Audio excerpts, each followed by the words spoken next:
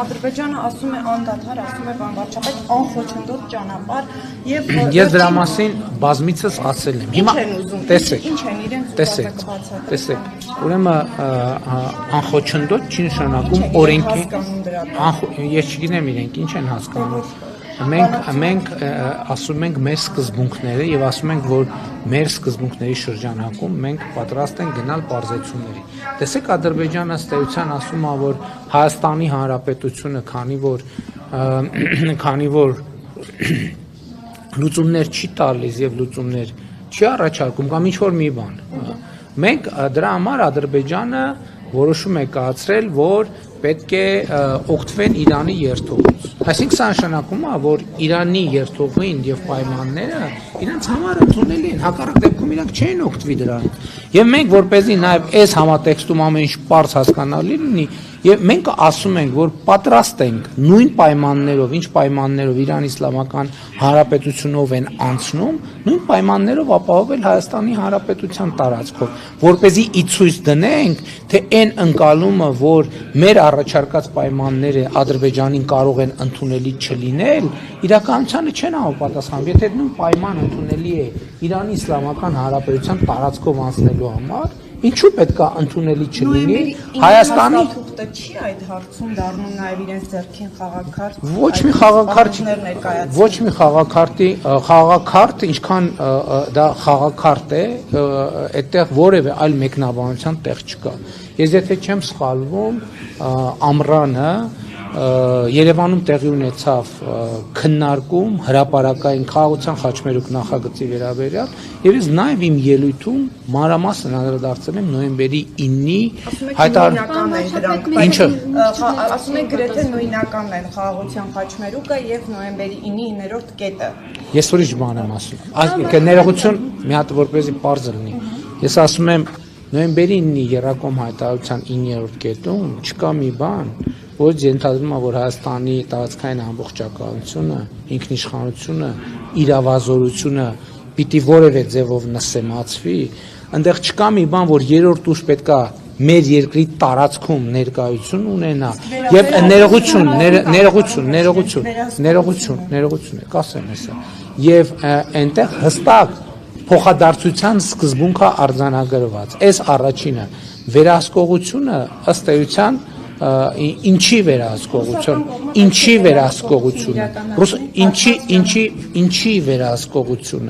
ինչի վերահսկողությունը, հասկանաք, շատ կարևոր է այդ հարցի պատասխանը ստանալ եւ որտեղ վերահսկողությունը, մենք այդ հարցին տվել ենք պատասխան եւ ասել ենք, որ դա կարող է լինել եւ մեր ընկալմամբ դա կարող է լինել մոնիտորինգի գործառույթ, որը կարող է իրականացվել Մոսկվայից կամ չգիտեմ արբանյակային կապի միջոցով, արբանյակային գործիքների միջոցով, ել չեմ ասում ամենակարևորը նոյեմբերի 9-ի երրակոմ հայտարարությունը միայն 9-րդ կետ չունի։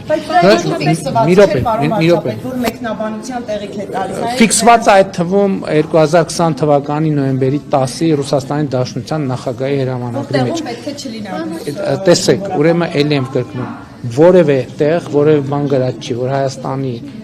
տարածքային ամբողջականությունը, ինքնիշխանությունը, իրավազորությունը որևէ կերպ կարող է նսել, չկա այդպիսի բան, դա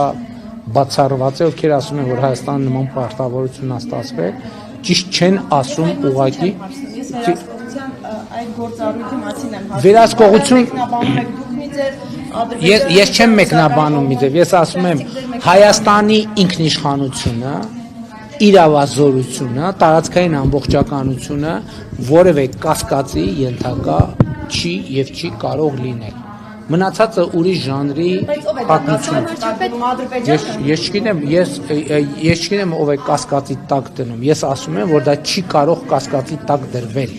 Ինչի է տակվում ով է կասկածի տակ դրվում։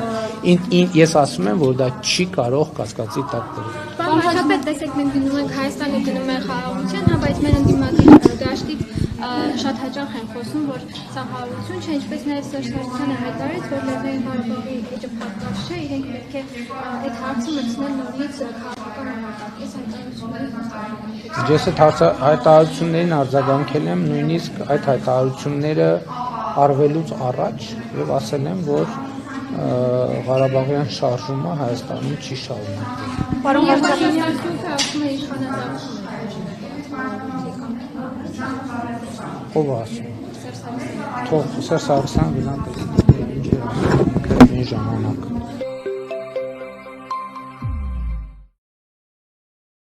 Պարոն Փաշինյան արդեն հայտնի դարձավ, որ ոնց որ թե Գյումրիում ընտրվել է քաղաքապետ։ Նախ ինչու որոշվեց, որ չմասնակցի ընդդիմադիր, այսինքն քաղաքացիական պայմանագիրը միշտ չկար, ինչու եւ ինչպես է կառավարությունը պատկերացնում աշխատանքը Գյումրու արդեն ընտրված քաղաքապետի եւ ավականների։ Գյումրիի ընտրությունների հետ կապված լրացուցիչ մեկնաբանություն, բացի այն, որ արել ենք մինչև հիմա չեմ կարող անել, աշխատանք է, կառավարությունը իր աշխատանքն է անում իր օրակարգով եւ ռազմավարություններով, տեղական ինքնակառավարման մարմինների հետ աշխատանքի կանոններ կան, այդ կանոնները պետք է պահվեն եւ այդպես։ Պարոն Փաշինյան, Ադրբեջանի հետ խաղաղության համաձայնագրի հետ կապված Ադրբեջանը շարունակում է կրակել մեր տարածքների վրա, երեք դուք ասացիք, որ գուցե ադրբեջանցի զինվորներն են անկարգ կամ ժողովրդին են ուզում վախեցնել։ Այս միջավայրում, այս մթնոլորտում դուք ո՞նց եք պատկերացնում խաղաղության համաձայնագրի ստորագրումը։ Դե ես կարծում եմ երեք իմ ելույթում այդ թեմային մանրամասն անդրադարձա եւ կարծում եմ երեկվանից այսօր նոր բան ասելու չի ձևավորվել, այդ տրամաբանությամբ էլ պետք է շարունակենք։ Հույս ունեք, որ այս տարի գոնե կստորագրվի։ Գիտեք, հույսի եւ չհույսի մասին չի խոսքը, դա մեր աշխատանքն է եւ մենք աշխատանքը մտադիր ենք հետեւողականորեն անել։ Դուք երեք ձեր ելույթում ասացիք, որ Ադրբեջանը արհեստական, այսպես ասանք, խոչընդոտներով փորձում է գործընթացը ձգձգել։ Գուցե այս բառացի չեմ ասում, բայց իմաստը է դա։ Այս պայմաններում, այդ եմ ուզում հասկանամ, հնարավոր է կնքել խաղաղության համաձայնագիր։ Գիտեք, մենք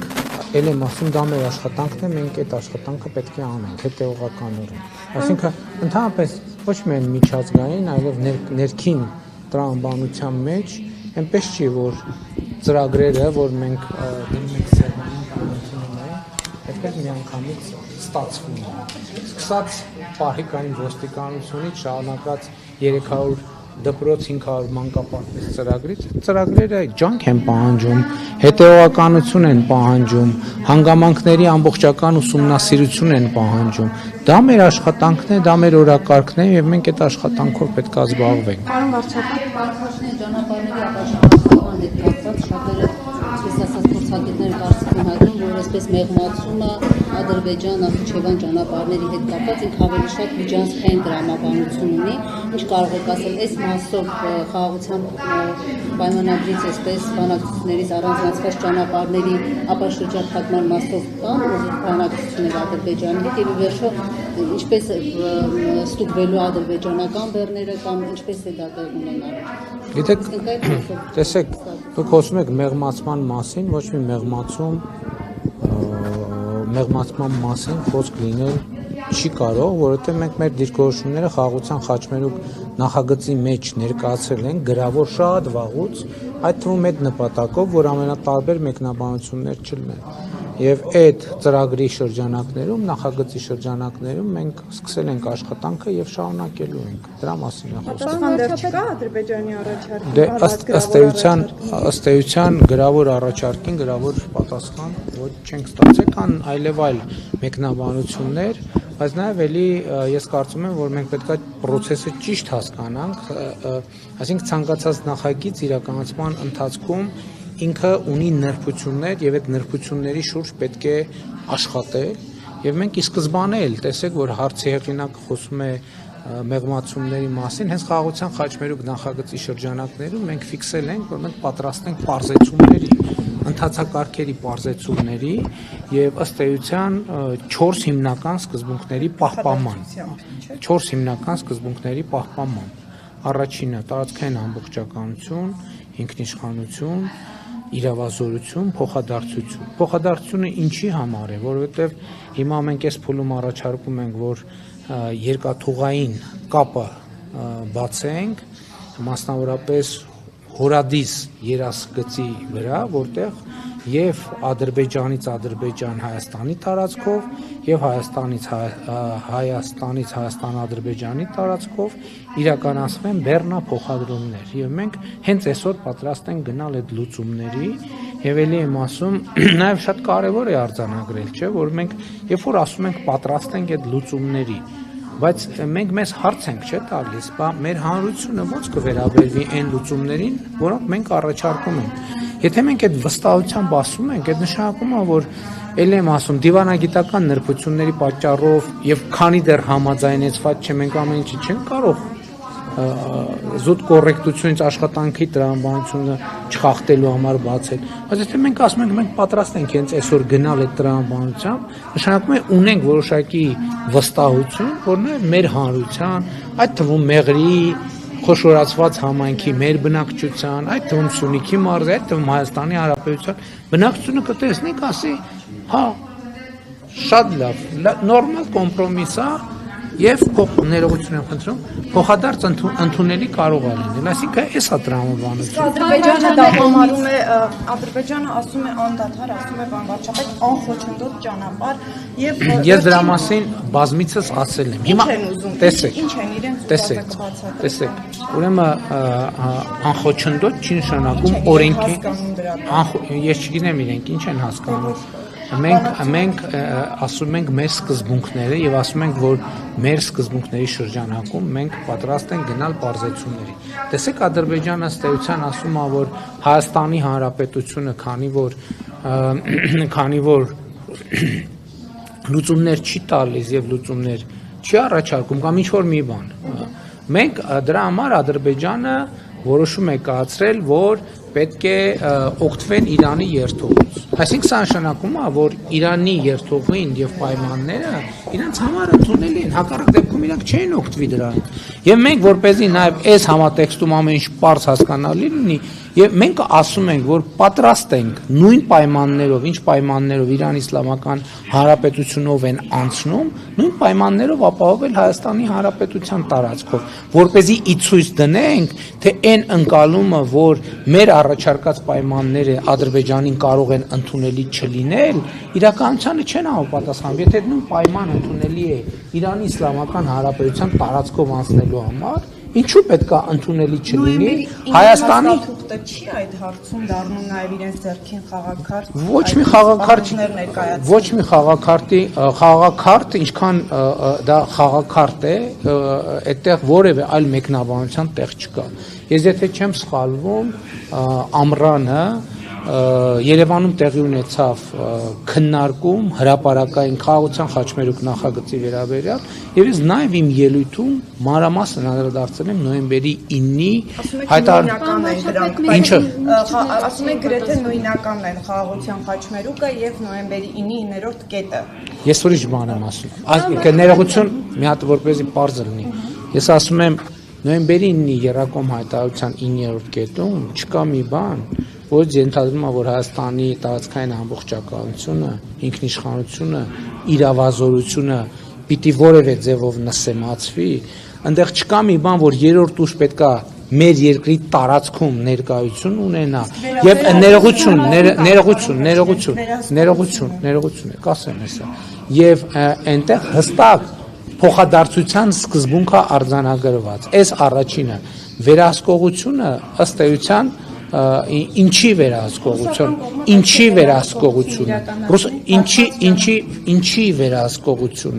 ինչի վերահսկողությունը, հասկանաք, շատ կարևոր է այդ հարցի պատասխանը ստանալ եւ որտեղ վերահսկողությունը, մենք այդ հարցին տվել ենք պատասխան եւ ասել ենք, որ դա կարող է լինել եւ մեր ընկալմամբ դա կարող է լինել մոնիտորինգի գործառույթ, որը կարող է իրականացվել Մոսկվայից կամ չգիտեմ արբանյակային կապի միջոցով, արբանյակային